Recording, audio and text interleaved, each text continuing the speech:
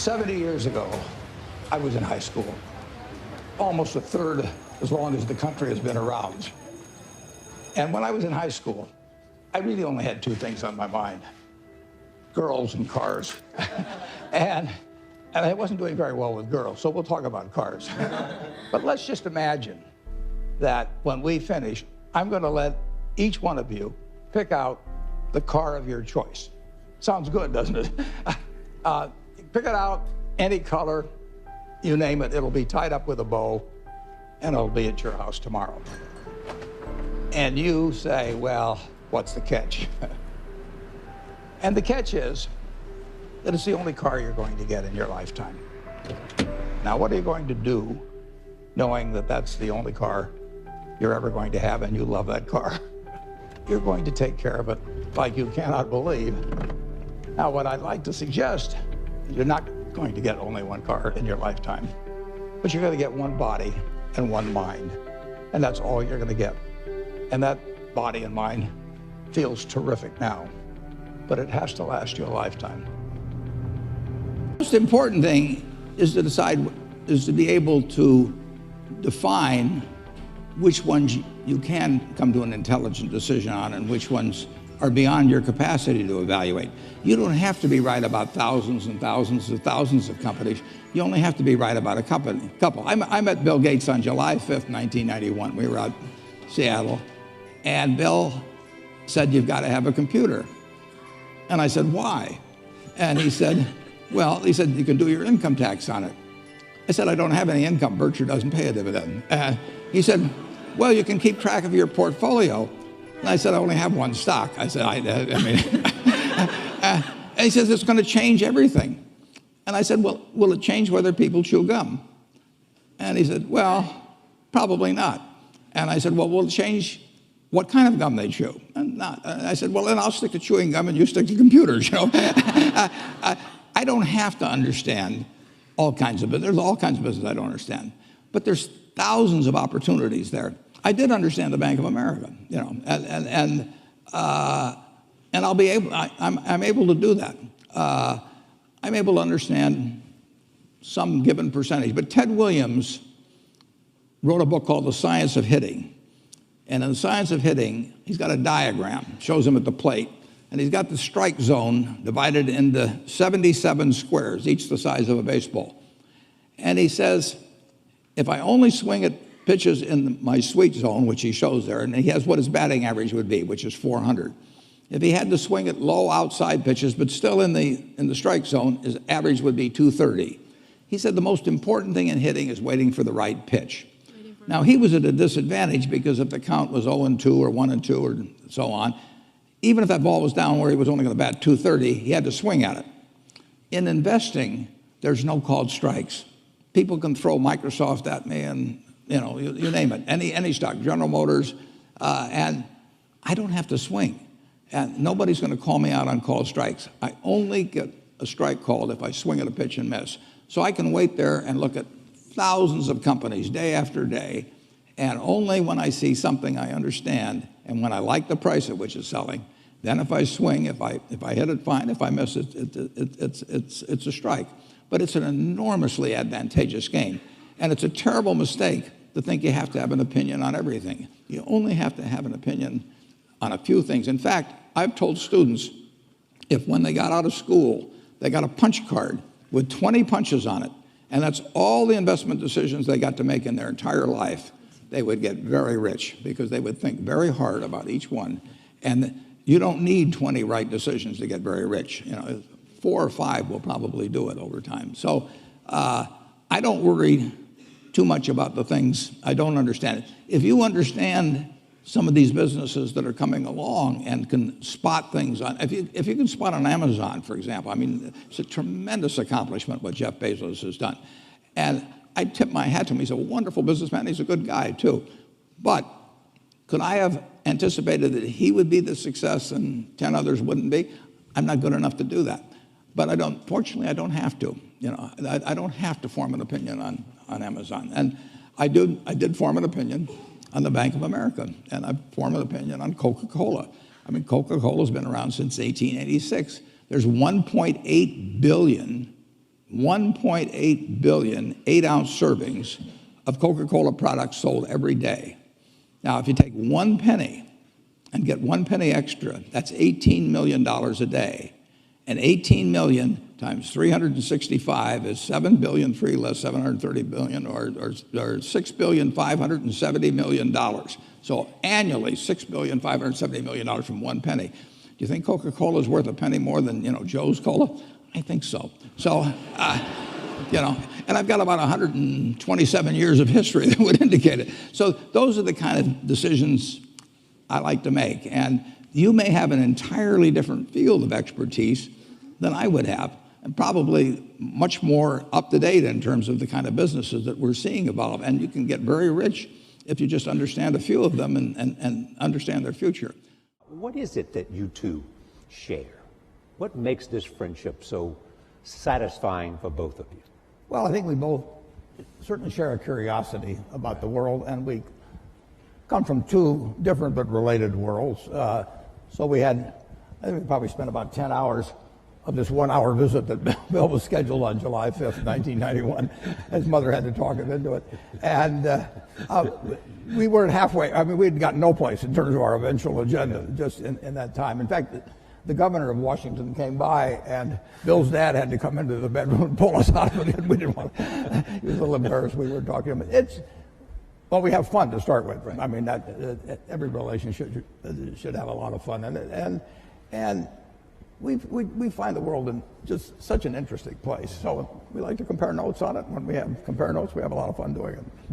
Part of the time, as I remember the conversation, by the way, there's a remarkable documentary about Warren, which is on HBO. I think it premieres on January 30th, on Monday. Yeah. You should take time to take a look at it. Bill's involved in that, and you will see, in a sense, it's called, I think, Becoming Warren Buffett. Yeah, that's what it's called. Becoming. Took me 86 years, but I got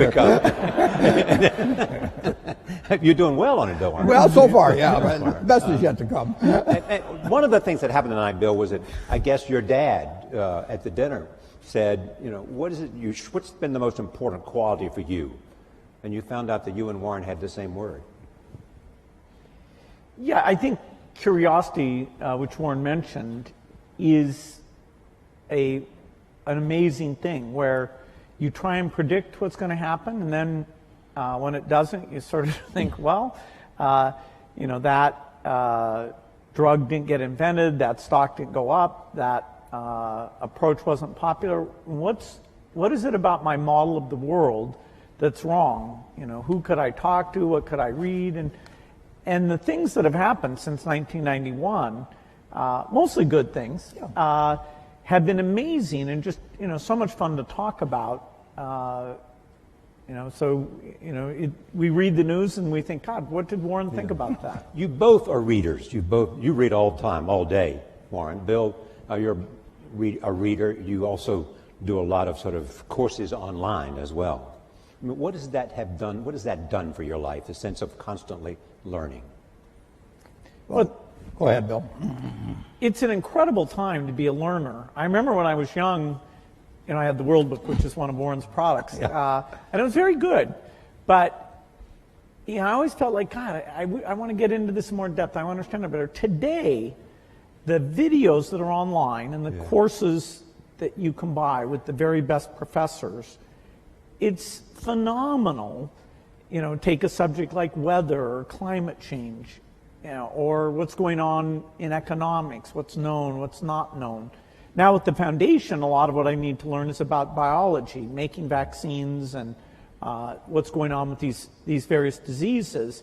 This is a phenomenal time to be a curious person. The information that's out there, I have my biggest problem is that I stay up too late because I'm reading and then I'm a little bit tired the next day.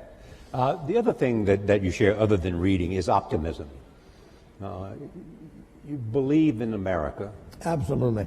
You have said to me more than once, I would give up a year of my life just to know what the next 50 is going to be like. Yeah, even the next 4 now. I mean. Why'd you pick 4? I don't know, just a number that came to me. It is just fascinating what's happened just in my lifetime, in the 86 years. I should mention one thing about reading. It was at the library here at Columbia that I wish I spent probably more time than any other student. I lived there practically. But I pulled the book out there, happened to be Who's an American. It told me something about my professor, Benjamin Graham, and then I looked up and I went to the library and I said, I want to learn more about this because I learned this over here. That changed my whole life. We own Geico now because of that librarian directing me to some other book and then following through on that. It's the chance. I read about 1/5 the pace that Bill does, but I still spend 5 or 6 hours a day reading. I mean, you can learn so much. I particularly love biography. Just to be able to live the lives of these people that have been so extraordinary, the lessons and the discouragements they face, just everything about it. So you can't get enough of reading. What surprises you most about Bill? That's an interesting question. I guess what really surprised me is initially we just found so many things to connect on. He did try to sell me a computer. That's probably the only sale he didn't make, although the computer changed my life for the better in a big way subsequently. But, he just had this same curiosity. Yeah. And the other word you have used is focus. Well, the focus is no question about it. I mean, both of us got to where we are in a big way because of focus. Bill, what surprises you about Warren? I was so amazed that he comes to investing with this broad model of the world. So one of the first questions he asked me was, hey, Microsoft's a small company, IBM's this huge company. Why can you do better? Why can't they beat you at the software game that you're playing? And I always, every day I was thinking about, okay, what advantage do we have? What do we do? But nobody ever asked me that question. And we talked about the economics of software, which is a very different and special thing. And he could relate it to things that he'd seen. And I didn't understand banking, why some get ahead and some don't. And so he was able to put that in very clear terms. And so I found somebody whose model was rich enough that it helped me understand things that I really wanted to know. And we could laugh about things that were a surprise to us. I'd say his humility and his sense of humor really stood out in this incredible way. I mean, he enjoys what he does and he shares that with other people. And even, when I ask questions that are pretty naive that he's probably been asked 50 times, he's very nice about, well, it took me a long time to figure this out, Bill, but here's how it works. I tried Bill out with some non-transitive dice. And I'd read about him in Scientific American or someplace, and there were only 2 people in the world in the history of these dice that actually figured it out while I was trying to take their money from them. And one was the leading symbolic logician in the world, and the other was a drunk who didn't really know any better and asked the wrong question. But Bill said, wait a second, you choose first, and the game was over. You taught him, you didn't teach him, but you brought him into a great appreciation of bridge. Yeah, he'd play bridge, but the family is very big on games. His family was very, very big on games, and so we played bridge together, and we played in China, going down the great rivers when we were supposed to be looking at the scenery. We had a good time playing bridge. All right, we've got a lot of questions we want to talk from the audience. We want to start up in the balcony, so we haven't forgotten you. It's hard to see, but is there a number there that has a question? Okay, start it wherever it is. Yes, number 6.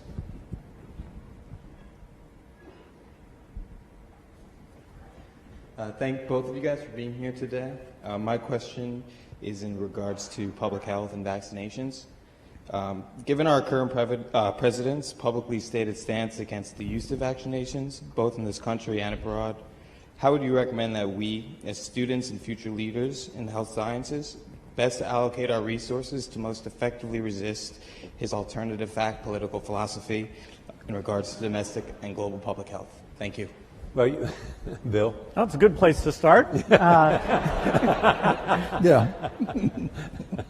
Well, the facts about vaccines are very clear and very strong, which is both that they're safe and that the vaccine schedule has been designed to reduce disease, and the more parents that adhere to it, the more not only their children be protected, but you have some kids who are immune deficient. And so unless the kids around them are protected, then it puts those kids at risk. And there are diseases like measles or pertussis that all it takes is a small cluster, and then mostly those diseases would be coming in from overseas, but you can get infection, and in some European countries you've had deaths because the kids weren't vaccinated.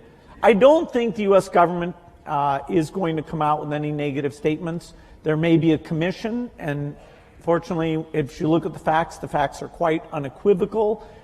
We certainly are speaking out in favor of vaccines. So I'm a little surprised that we have to stick up for them, but it's true in every country that you get these rumors, and particularly in today's media, those rumors can get out and ahead of the facts because the rumors are sort of more salacious or contrary to what you've been told type things. Here, I'm sure we'll have a chance, if necessary, to go through the facts again and get a clear positive message from the government. And the risk is, if vaccines somehow, people are scared of having vaccines, the risk is? Well, we're engaged right now in polio eradication. And the only way that succeeds is to get 95% of the kids to have these vaccines.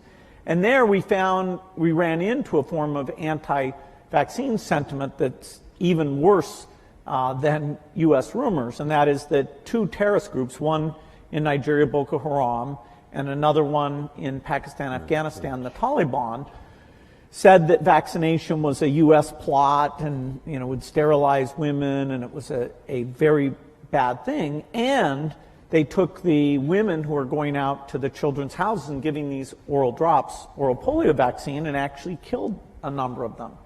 And so those negative rumors, the only reason we still have polio today, that we're not done, is because of that part of Nigeria that Boko Haram has caused unrest, and the border areas, including Baluchistan in Pakistan, where there have been these anti-vaccine sentiments. So, our risk is simply those negative things. So it's not just in rich countries that we run into this. It absolutely causes deaths if parents don't know. Bring your kids in and get them fully vaccinated. And your drive to eradicate polio is to show that you can do it. Well, it started in 1988 when it already had been eradicated in the Americas. So these were the U.S. in the 60s, the rest of the Americas in the 70s, showed that it could be done. And so in 1988, well before our foundation was involved, Rotary and a number of other organizations said, let's get rid of this.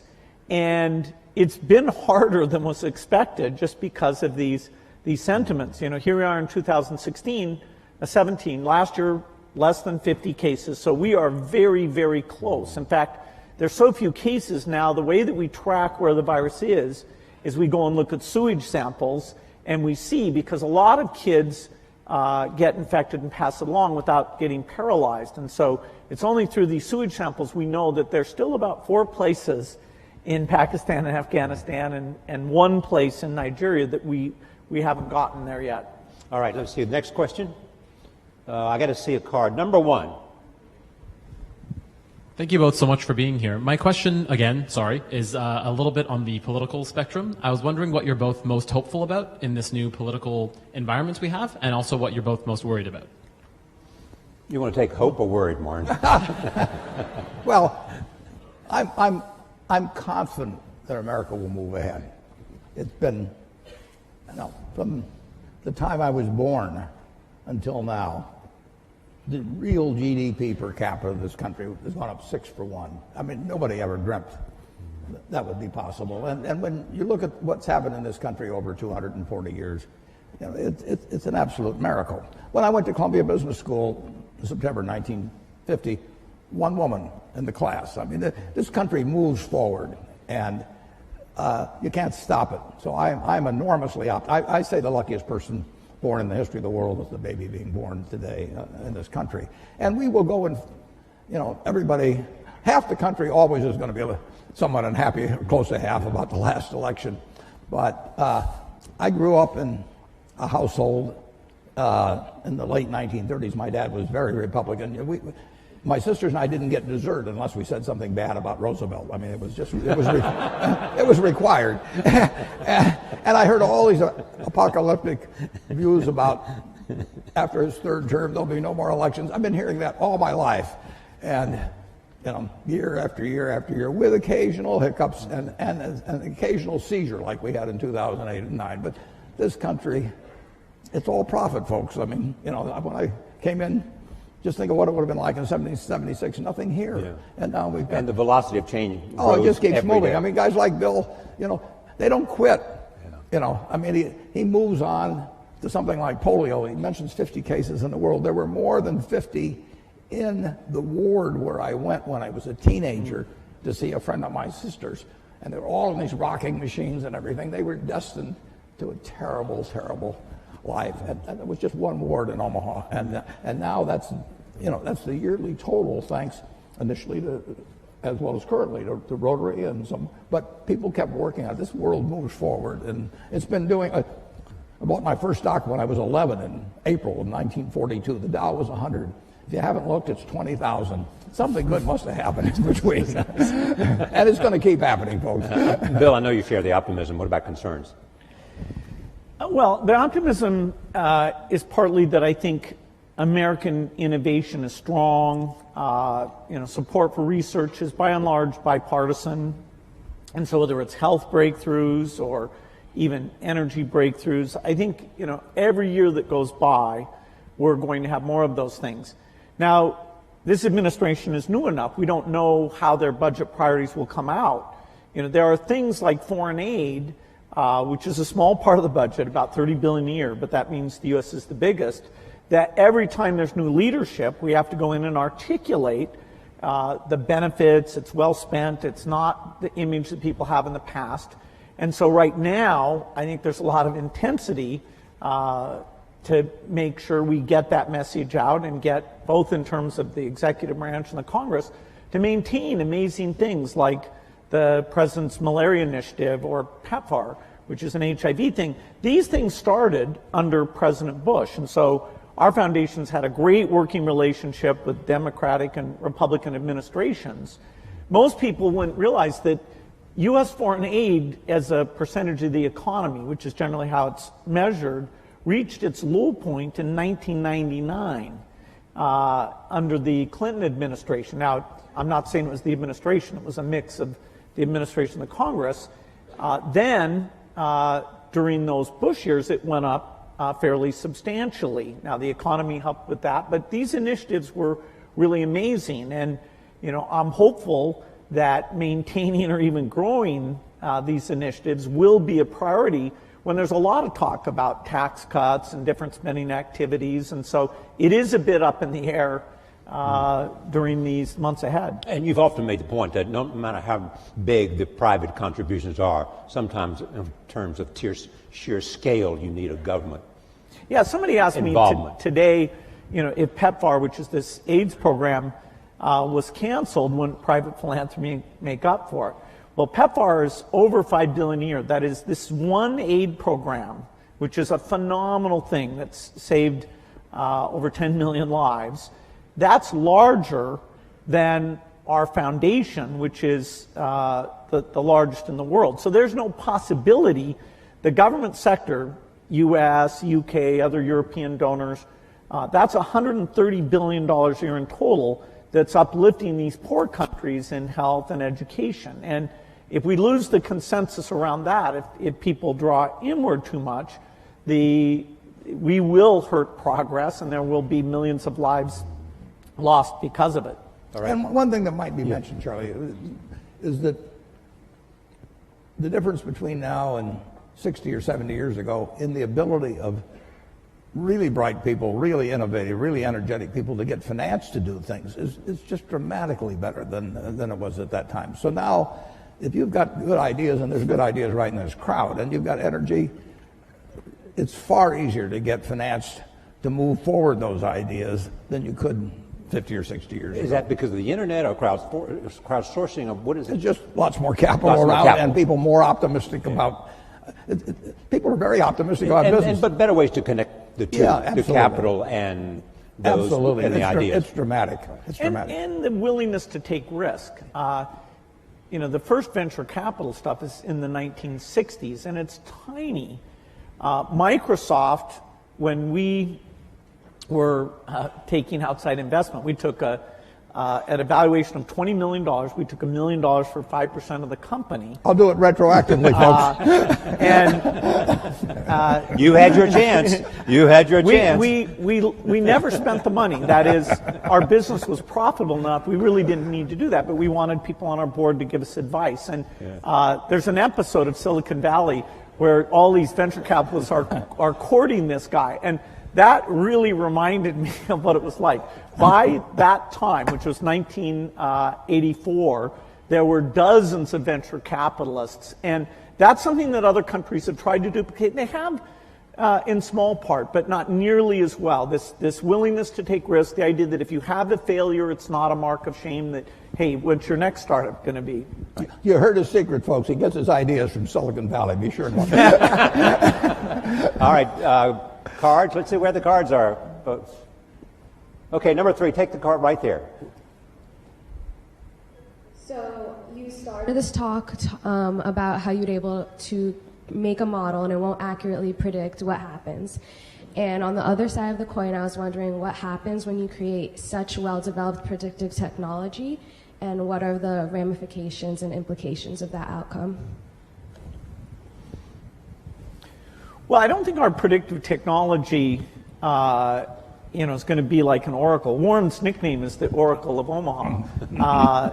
But the percentage of times you can predict things like macroeconomics, because they involve emotional sentiment. We're a long ways away from that.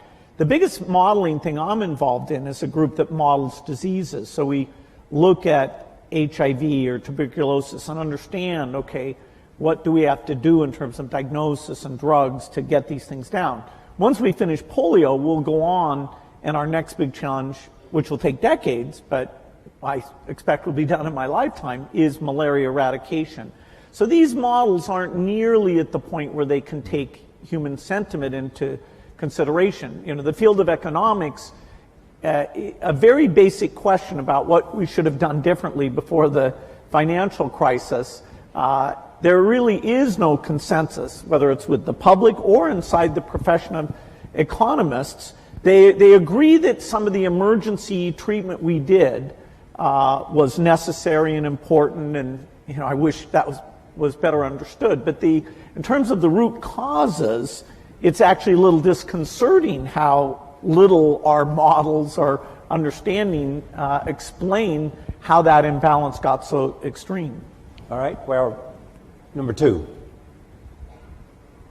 Hi, my name is Eugenia. I'm in the engineering school here at Columbia. And I wanted to ask, you were talking about that you love reading. I wanted to ask if you have a particular book that it changed your life, like the way you think about things. And I also wanted to ask, what is the thing that you admire the most about each other? Like you, Bill, about Warren, and the other way around. Thank you. They sort of touched on the second question, but go ahead, they may want to add to it. Books, though, first. Changed your life.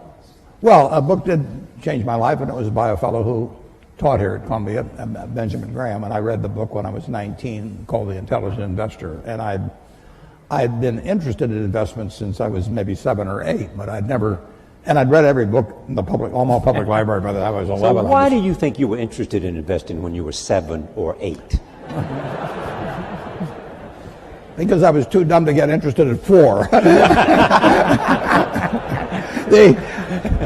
My dad had a very small investment firm, and I would just go down and I read all the books that he had there, waiting to go to lunch or whatever it might be, and then I went over to the public library and read them all, and it just was a fascinating subject to me. But I didn't have any. I knew what everybody thought and all of that at an early age, but what Graham wrote made sense. I just happened to pick that book up at a bookstore in Lincoln, Nebraska. But to investing per se, is there something about your core competence that made investing the perfect place for you to be? Yeah, it certainly wasn't to be a pro football player. I looked. It was a question of zeroing out all the other incompetencies, and I was left with one thing, Just the allocation of capital. I was actually wired in a way that was. This would be something I would be good at. So, wired in what way? I can't tell you precisely, but I've got the right temperament for it, which is much more important than IQ. If you've got more than 120 points of IQ, sell the rest to somebody else. You don't need it in investments, but you do need the right temperament. You do. You do have to be able to think for yourself. And getting back to, the earlier question, the first question I ask myself when I look at a business is, is it important and easy what I can determine about this business? Yeah. And a lot of them don't make it. Now, Bill is looking for hard questions that plague society, and where intellect and money may make a difference. They may not for a while, but he's taking on the tough things. My job is to find easy things. I'm looking for 1 foot bars to step over, rather than 8 foot bars to jump over, But that's not irrational if you're looking at the investment universe. But reading is key. On the biography, on the book thing, I will tell you a wonderful book to read. I can tell you a number of them. Intelligent Investor, obviously, if you're in the investment field. But Katharine Graham's autobiography is a marvelous book, and it's absolutely honest, told by an incredible woman who had an incredible life and then wrote honestly about it. But and someone who you knew very well and invested with, and she was a bit reluctant and had to be assured, that she was afraid of me, actually. Yes. But what makes that book so much? It is such a broad range of human experience, honestly told. I mean, you couldn't have, nobody in Hollywood could write a scenario that she lived through, and just to see that world develop, how she reacted to it and everything. You can learn so much. My partner Charlie Munger just loves Ben Franklin. You can learn from other people and their mistakes, and I find biography is my favorite. Part of the reason you love biographies. Pardon me? Part of the reason you love biographies. Yeah. Okay. Where is a card? Right here. Just come here. I'm having a hard time seeing the card, so that right here. See where the hands are raised. Hi, my name is Chisama. I'm a senior here at the college.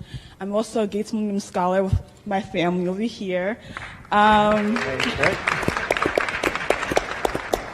I'd like to ask, what both of you do involves a lot of risk. And sometimes you have to face the fear of failure with that risk. So I'm asking, how did you overcome that fear, and what steps did you take to do that?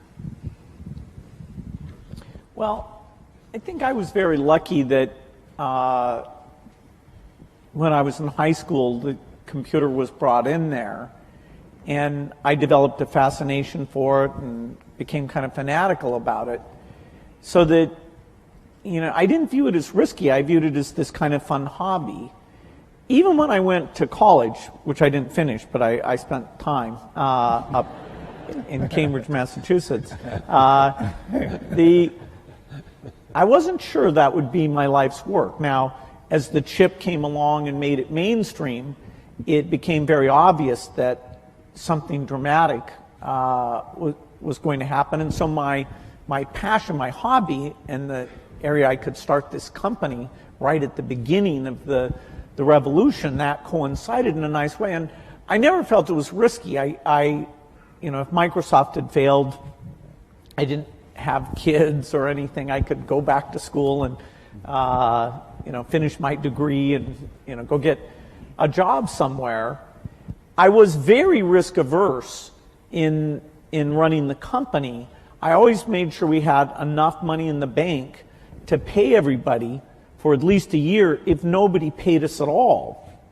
Because this idea, I was hiring people who had kids and families, and they were moving to work there. And here I was, 19, 20 years old, and sort of telling these people I'd be paying their salaries. So I was actually very conservative on a financial point of view.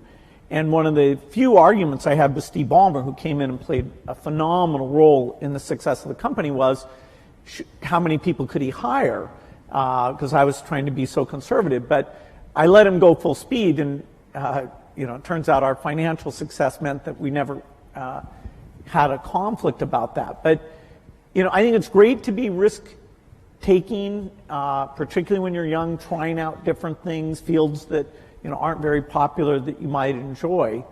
But I never got into a position where I was taking, actually in any meaningful sense, I was taking a big risk. I mean, the risk for you would not to have acted because you felt the train was leaving the station. Yeah, and it was so clear that, this was going to happen. And this was so much fun. I mean, I was a fanatic. I didn't believe in weekends. I didn't believe in vacation.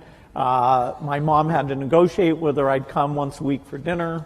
No matter who the guest was. Yeah, that's right. That's right. Yeah. But Warren, you have often said you still tap dance to work. Absolutely. Because you can paint with your own colors. Yeah, I'm as excited about tomorrow in terms of what's going to happen as I was when I started. I was having a lot of fun when I started, but I'm having just as much fun now. And when I was here at Columbia, I had this terrible fear. It was impossible for me to speak in public. I mean, I wasn't able to do it. I actually read an ad in the New York Times. I went down to Midtown, signed up for a course, gave the guy a check, and then stopped payment on the check. I mean, I just petrified. But finally, and actually, after you get through hearing me today, maybe you'll wish I'd stayed afraid of public speaking. But that's another question. Then, when I got out to Omaha, I finally decided I just had to do it. So I gave a guy $100 in cash, and once I parted with $100 in cash, I'd jump off the Grand Canyon to get my money's worth.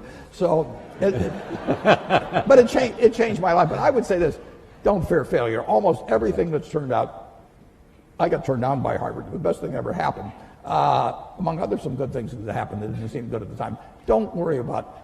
And don't let it eat at you or look back. Just keep going, because you're going to have some things and forget them. Go forward. All right, I want to go to the back of the room, right back there, wherever number 3 is. Hi, my name is Matthew Mann. I'm a first year at Columbia Business School. Both of you had a moment where you went out on your own. And I guess my question would be, if you were to do it all over again, you're in our shoes, what industry would that be in? Where would you start your own business today? I'd do the same thing. Yeah. I mean, for one thing, I'd be a failure at anything else probably. I mean, I'm not gonna. No, I mean, I had fun when I was in my 20s, my 30s. Now I'm 86 and I'm having fun. And so I advise students as much as possible, look for the job that you would take if you didn't need a job. I mean, don't sleepwalk through life, and don't say it's all going to be great. I'll do this and I'll do that, and I'm just marking time till I get to be older. That, as I've told people, that's like saving up sex for your old age. I mean, it just is not it is not a good idea. Yeah.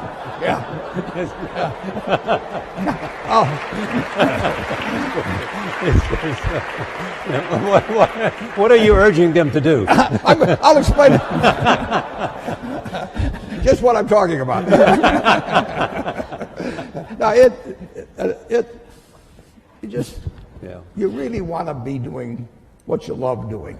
And you can't necessarily find it on your first job. Right. But don't give up before you find it.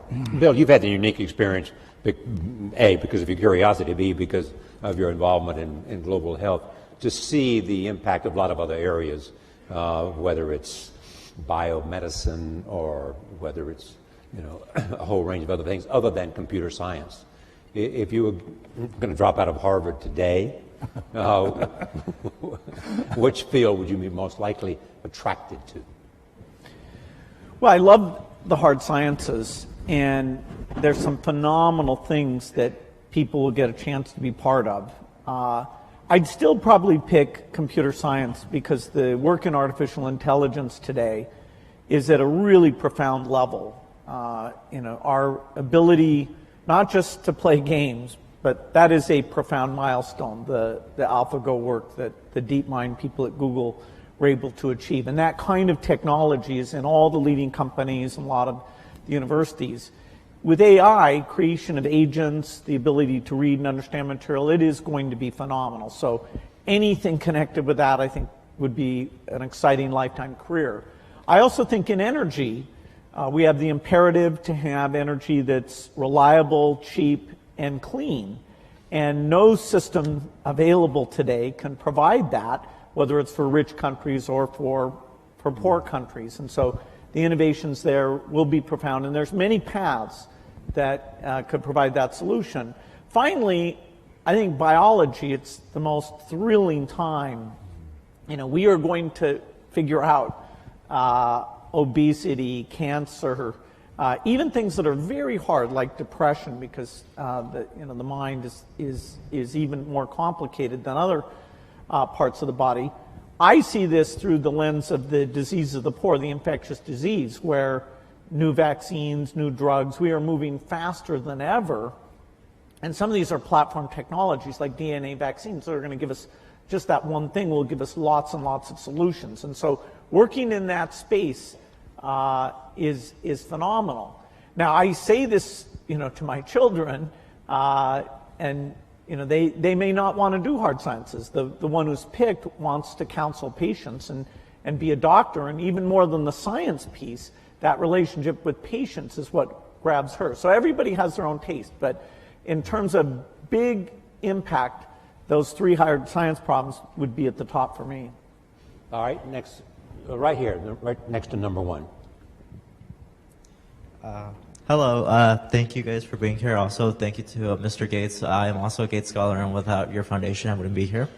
Many industrial-based communities have been severely affected with higher levels of unemployment due to the increasing utilization of automation, which ends up displacing workers. What do you believe is a possible solution to unemployment arising from automation? It's a good question.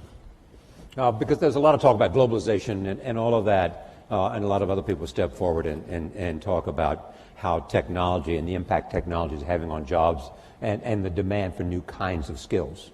Yeah, we were here in 1800 and conducting this, and somebody would point out that eventually tractors would come along and better fertilizer and everything, and that 80% of the people are now employed on the farm, and in a couple of hundred years it's going to be 2 or 3%.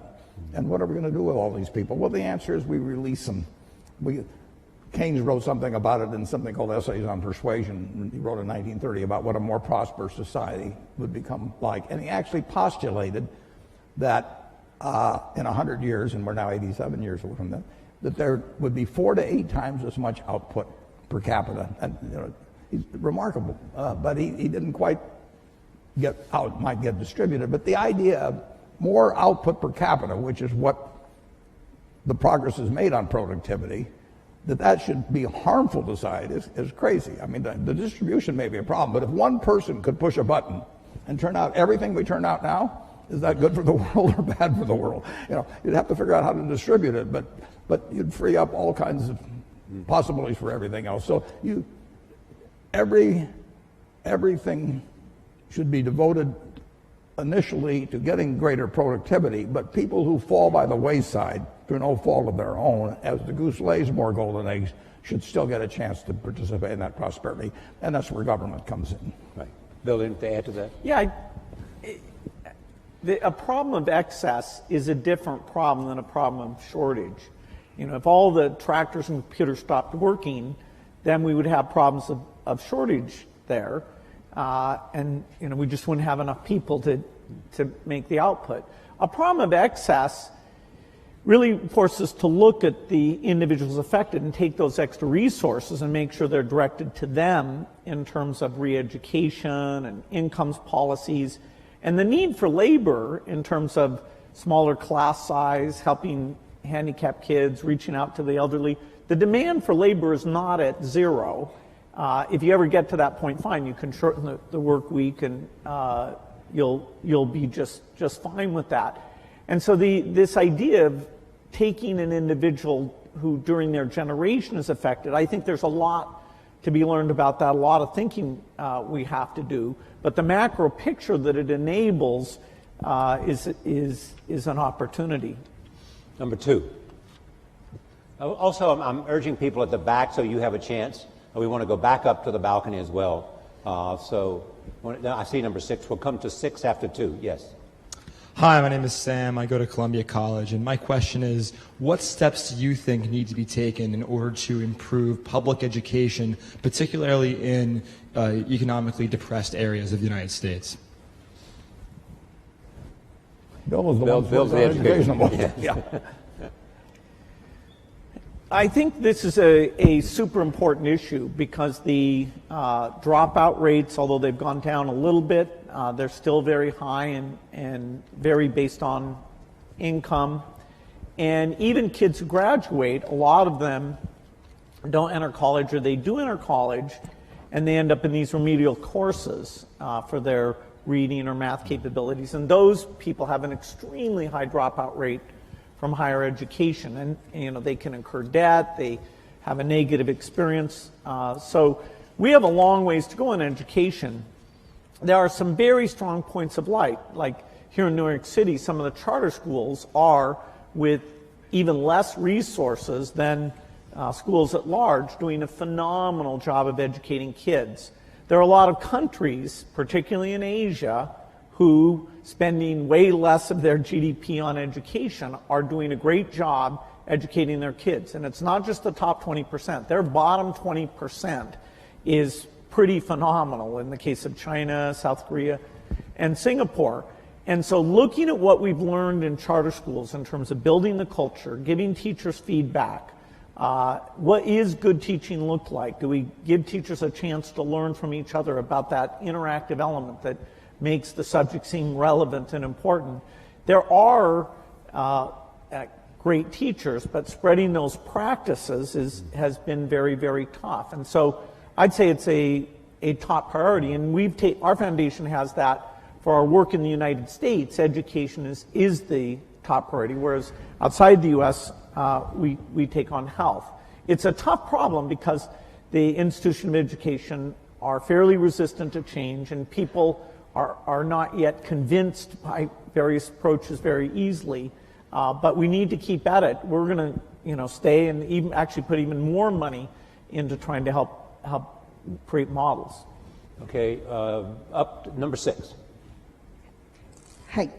First, I want to thank Bill. I've witnessed the role of your foundation in eliminating polio in India, and I'm really thankful for that. My question is more on how to set the basic level of debate in any public sense.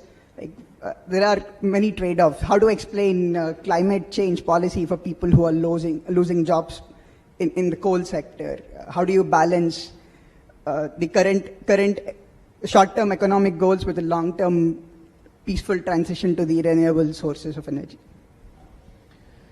No, it's a good question. The certain topics are so complicated, like climate change, that to really get a broad understanding is a bit difficult, and particularly when people take any of that complexity and try and create uncertainty about it. And for example, India's kind of paradigmatic in that they want to electrify for all sorts of good reasons having to do with health and reading at night and quality of life.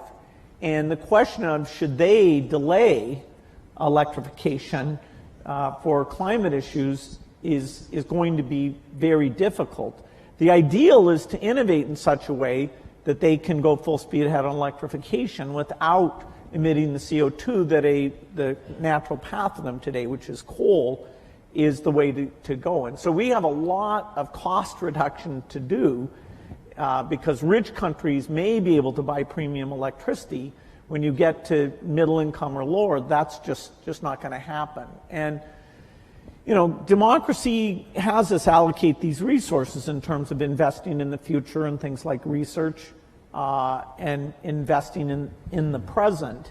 And when you have a problem like the financial crisis, then you do get a little bit of more of short-term thinking. And I'm hopeful, I think it's better for the world and for the country if we can get back into a little bit more of a focus on the long term. We have some questions from Facebook. Warren, a central tenet of your investing is to invest for the long term. And this comes from Brian White, who says, how might Bill and Warren convince investors to think beyond short-term returns to encourage world-changing innovation? Well, I've spent my life trying to convince people on investing for the long term. Listen, if I knew how to double my money tomorrow, I'd probably invest for the short term too. But it's much easier to invest for the long term if you're just talking pure investment, because you know what's going to, in my view, be very high probability what's going to happen 10 and 20 years from now in a major way, and I don't have the faintest idea what's going to happen tomorrow or next week. But if you're talking about societal, it's very tough because politicians face elections either every 2 years or 6 years, and the way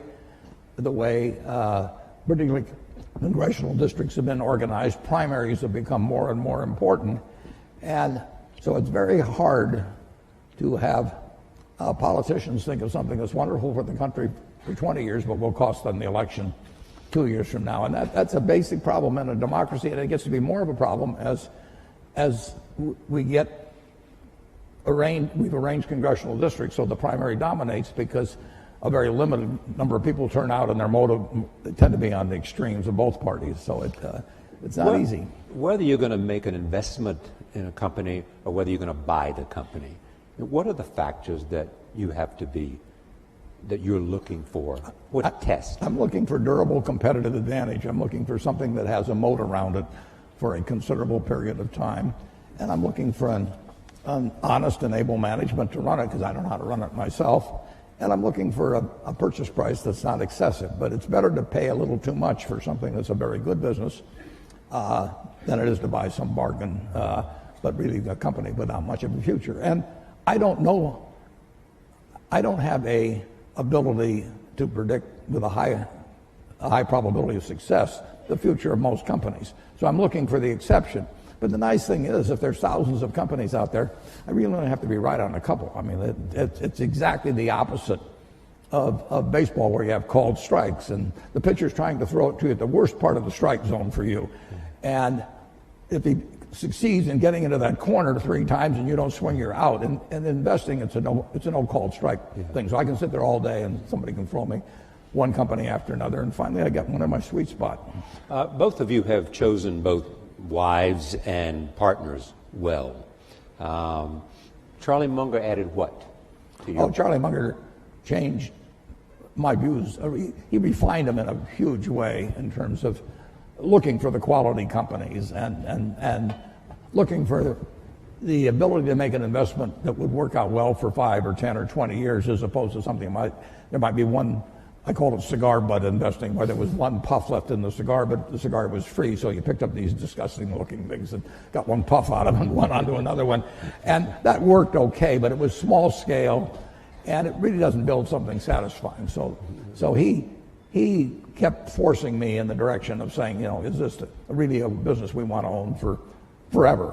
And do we want to get associated? It's like a marriage. I mean, do you want to get associated with this person forever? And it's a great way to look at things. Bill, your wife, Melinda, has added what? Well, she's... Other than 4 children. 3 children. How much time do I have? Because she is your partner, and she was there in the philanthropy from day one.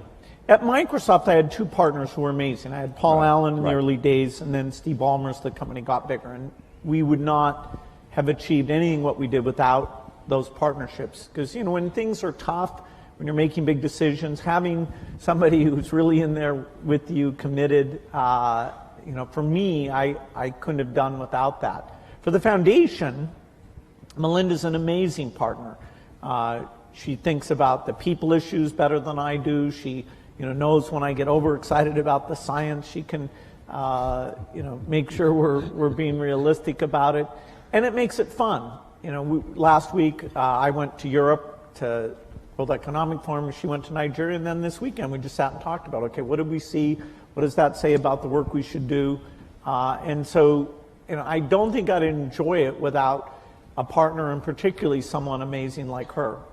It's more fun with a partner. I mean, Charlie and I have had more fun working together than either one of us would have had individually, and we have never had an argument after working together for 58 years. You talk every day? Not anymore, because we know what the other guy's going to say. We just grunt. We talked it all out 50 years ago. So if you see Charlie and he says, "Why haven't you called me?" you'd say, "Well, I knew what you'd say anyway." Absolutely. No, there's no question about it. But we still have a lot of fun together. All right, right there. Well, let's see, number 2. Hi, my name is Molly Zanger. I'm a student at Barnard College. I guess what I'm basically wondering is what your main considerations are when you're choosing where to donate and what causes to donate to, and what the main challenges are that are associated with that. Yeah, well, I wholesaled it because I made a choice that I wanted to have. Well, originally, my first wife and I planned that I would pile it up and she would unpile it, but that was plan number 1. But she died in 2004, and then I had the problem of figuring out the best way to distribute what would turn out to be a lot of money. And I wanted some people who had similar values and similar objectives to what I had, but I also wanted people who would pour in intelligence and energy, and in the case of Bill and Melinda, a lot of their own funds, would work at it full time, but who really saw society as I saw it, which was that every life is of equal value. And that if you start with that, and then you figure what you might be good at changing, whether it's in medicine or education or early learning or whatever it may be, that was my answer, was the wholesale. Retail philanthropy would drive me crazy, but wholesale philanthropy I really like. Bill? Yeah, for our work at the foundation, the belief in innovation, which both Melinda and I saw at Microsoft, our question was, okay, how do we bring that kind of innovation to help the world's poorest? And we learned that coming up with new vaccines, that although you can pay a lot to have them created, the marginal cost comes down to less than $1. So getting a new vaccine for the main cause of diarrhea or pneumonia, that can be a phenomenal thing. So you're looking for these super nonlinear dramatic things, because as a per poor person or compared to government funding, philanthropy is actually quite small, and yet funding vaccine projects, the government isn't as good as that as a philanthropist who assembles a team and over time is learning how to do that very well. And we had models. Rockefeller Foundation was a phenomenal foundation. The Green Revolution is just one of many things that they did which raised agricultural productivity and avoided hundreds of millions starving. And so studying the other foundations that have taken these big breakthroughs and created a model out of those, that was very informative to what we've gone after. What's the most important lesson you've learned, though, about making investments from the foundation today that you learned along the way? Well, I think when we started out, I thought that just coming up with a new vaccine or drug alone would be enough, and that the world would then take that and get it out to all the children of the world. Partly through field visits I did, that Melinda did, looking at the statistics. That delivery system doesn't get out to a lot of the kids. And so having to figure out how people were hired or how that was funded and measured, this what's called primary health care, we were drawn into that out of necessity. It didn't fit the normal sort of in the lab, come up with this great concoction. And yet, in order to achieve our goals, we needed to think about those delivery pieces. In fact, sometimes the state of the product actually had to be simpler in some ways in order to get through that very limited delivery capacity. And now we're getting to 86% of the world's children with vaccines. It was about 70% when we got started. So that's a good increase. We still have 14% to go. Bill and Melinda have amazing convening and persuasive powers as well. So, I mean, they bring something far more to it than just money. They work incredibly hard, as do my 3 children and their foundations, but they work incredibly hard at getting governments involved in vaccines or whatever it may take. And that just is, it's an extra dimension that I think very few people have in the field. Yeah, I mean, it's a hands-on well, travel to experience. When Melinda is in Africa and she's holding a little baby, I mean, she is actually thinking, you know, this kid needs to be vaccinated, has a decent chance in education and all that. I feel the same way about the kid, but what I really think is he's going to pee on me, you know, can I hand him something? So there's just a difference in that human touch that makes a big difference. I'm halfway in between. I think he's closer to me, actually. Number 1, number 3, and number 4. First 1, then 3, then 4. Hi, I'm Malvika Goswami at the Columbia Business School. If the current government were to ask for your advice on immigration or healthcare reform, what would you recommend to them? Maureen? Well, on immigration? Yes. Immigration, I mean, this country is built on it. I always say to people that are anti-immigration, you know, let's put it in retroactively. And, you know, everybody leaves. It's this country, if you think about it, Bill's heard this before from me, but we are sitting here in part because of 2 Jewish immigrants who in 1939 in August signed the most important letter perhaps in the history of the United States. And you can go to the internet and go to search Bing. And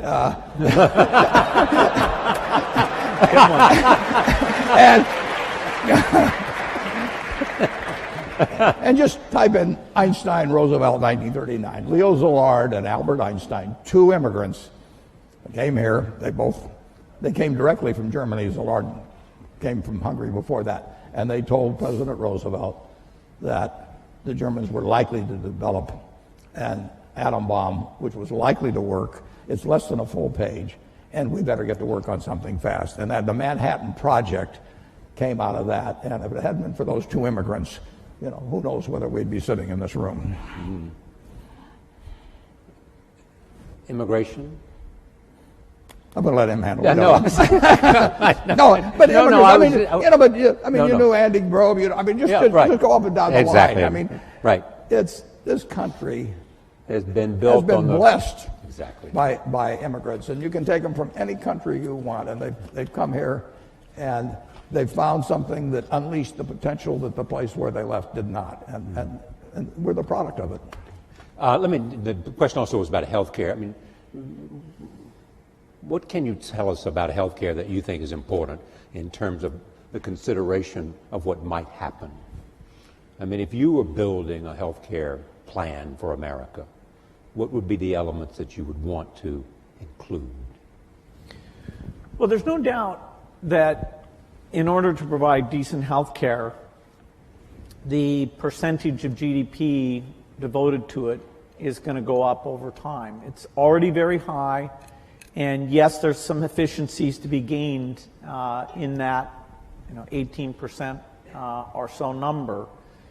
But as society ages, as we come up with new things like joint replacement, organ transplant, which are going to create lots of human benefits, we're going to have more resources overall, including more government resources for health care.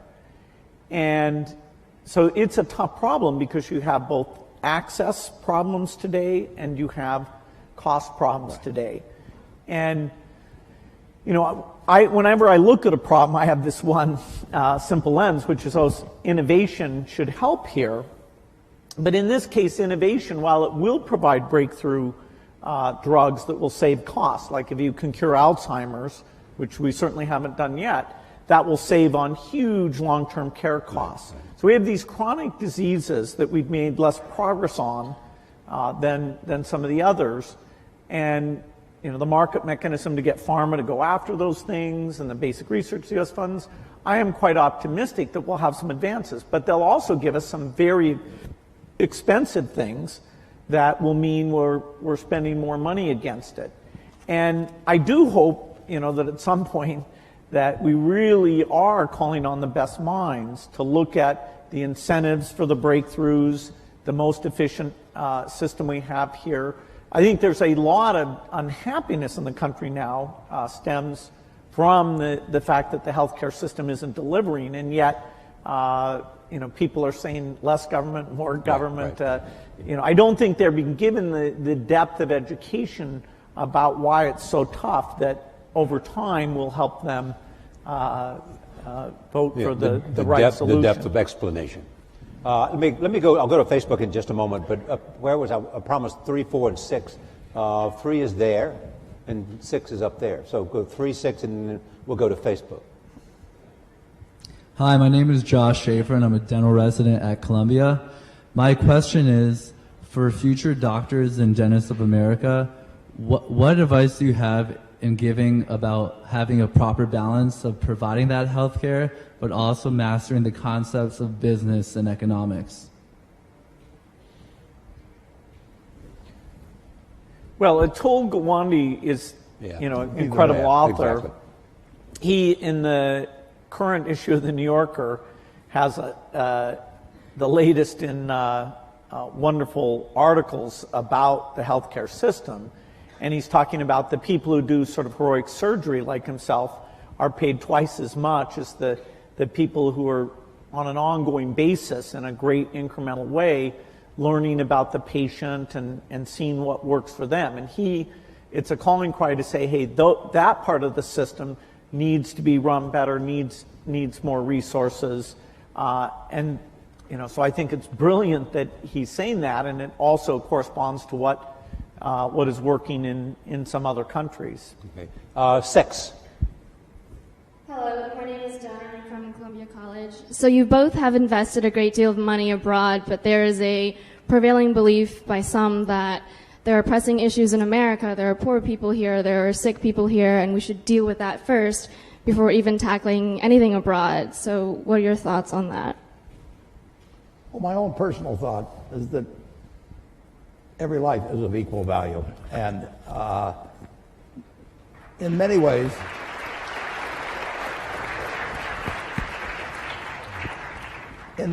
if you have a limited number of dollars, you actually can do more for more people outside the United States. We do have greater resources here for our 320 million people than exists around the world for 7+ billion people.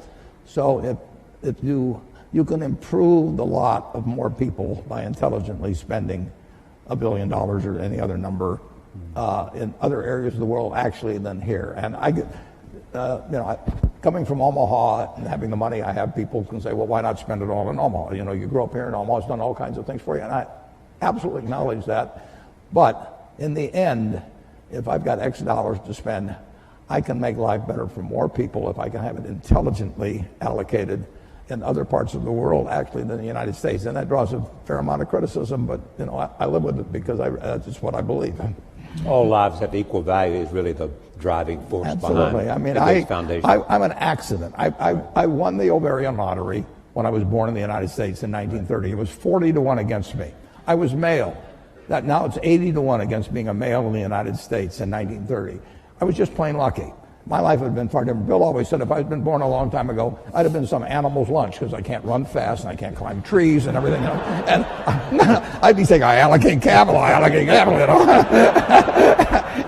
It wouldn't work. And, I was lucky. But 79 out of the 80 weren't as lucky as I was at that time. And, Bill. Go ahead, Bill. Yeah, in terms of the helping people in other countries, the foreign aid budget of the U.S. is 0.8% of the budget. And there will be, in the years ahead, a discussion about, is that worth doing? It saves lives for typically about $1,000 of life saved. And in terms of stability and countries eventually being self-sufficient and being part of the world economy, there are some huge benefits to that. So if we were talking about should we spend 20 or 30% overseas, okay, that would be a very interesting discussion.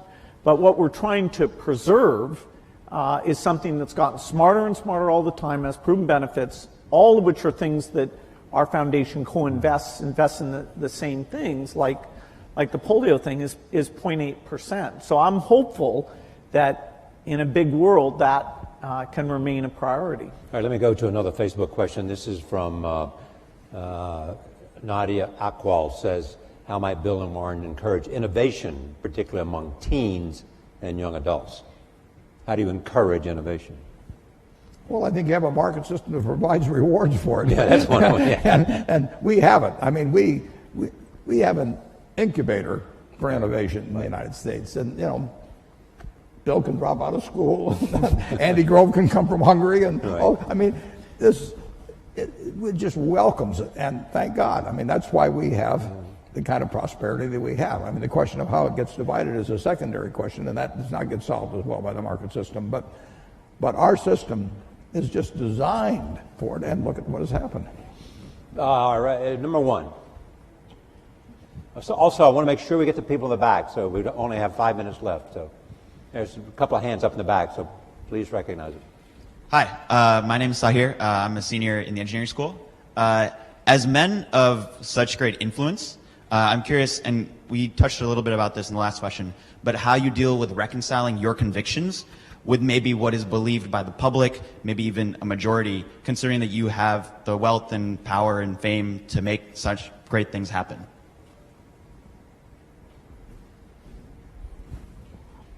Either.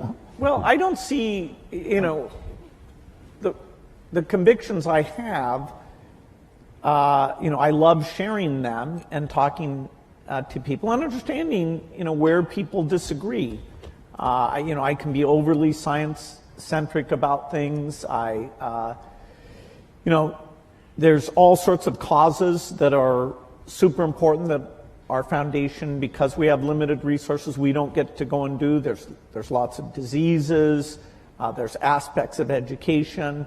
You know, part of the strength of philanthropy is its diversity, and so just by sharing the fact that it's fun, it really can have measurable impact. I hope that sets an example for all of philanthropy. I don't happen to believe that, you know, my voice should be that much louder than other people. You know, so, you know, some of these big political donations, you know, at least, you know, I think Warren as well, you know, we've chosen not to have that be a huge way that, you know, we're spending our money. That's a personal choice. You know, the money's being saved for, not for the megaphone, but for the work of the foundation. Yeah, we get a podium of a certain sort, you know, but people do not. With a partner like Charlie Munger, you don't have to worry about my views being accepted automatically. They point out the shortcomings. And the influence of money in politics, I really think, is bad news for this country. I think Citizens United was a terrible decision. And the idea that somebody can pour millions and millions of dollars into a campaign, and in certain cases it not even be identified, I think really kind of goes counter to the kind of America I believe in. The two of you created, along with Melinda and others, created the Giving Pledge. How's that going? Going terrific, Bill can tell you. It really is going terrific. Yeah, philanthropy is kind of a lonely Bill, tell them thing. what it is exactly. Yeah, okay, this is, you know, we love philanthropy of all types, and part of the strength of American philanthropy is actually people with very little who are incredibly generous. Here, though, we said for the people who are super lucky, have over $1 billion, we want a group who are working together, who are committed to give the majority of their wealth away, to learn from each other. What's worked, what hasn't worked, how do you involve your kids, how do you hire staff, and they'll find areas they're working on together and cooperate, but we're not pulling any money.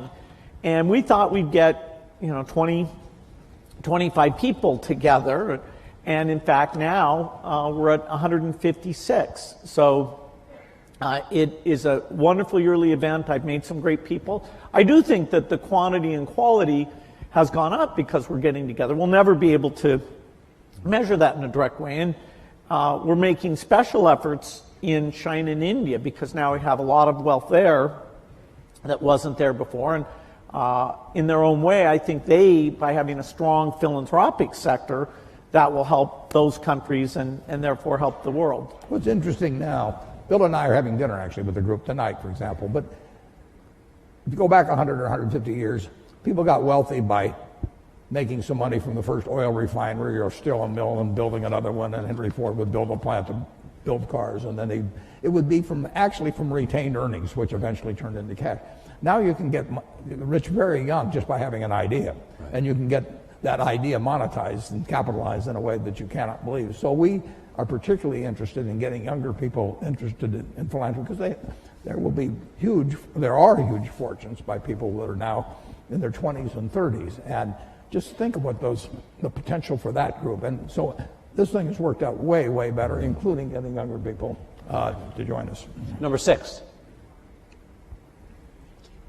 Hello, my name is Christina Nunez. I'm a fellow dental student to Josh. Thank you for speaking with us today. I'm curious about your insight related to relationships. I'm personally, given a desire to honor myself and respect other individuals, have found it difficult throughout life to discern which relationships to really foster and invest in and accept challenges from, and which to kind of forego and abandon because they're more harmful than helpful. So are there any major life lessons that you two have learned through your personal experiences? Well, it's a very important question, and the more you will move in the direction of the people that you associate with. So it's important to associate with people that are better than yourself, and actually the most important decision many of you make, not all of you, will be the spouse you choose. Right.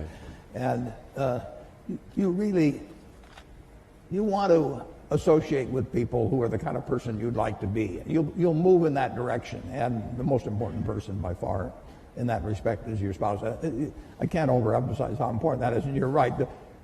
The friends you have, they will form you as you go through life, and make some good friends, keep them for the rest of your life, but have them be people that you admire as well as like. Bill, you'd add to that? Yeah, some friends do bring out the best in you, and so it's good to invest in those friendships.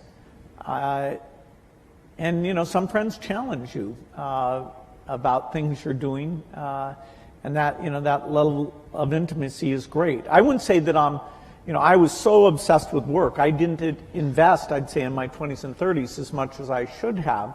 It's really through Melinda and seeing, other people I've realized, okay, that is, it's really worth the investment to have those people as you're always there to help them, and vice versa.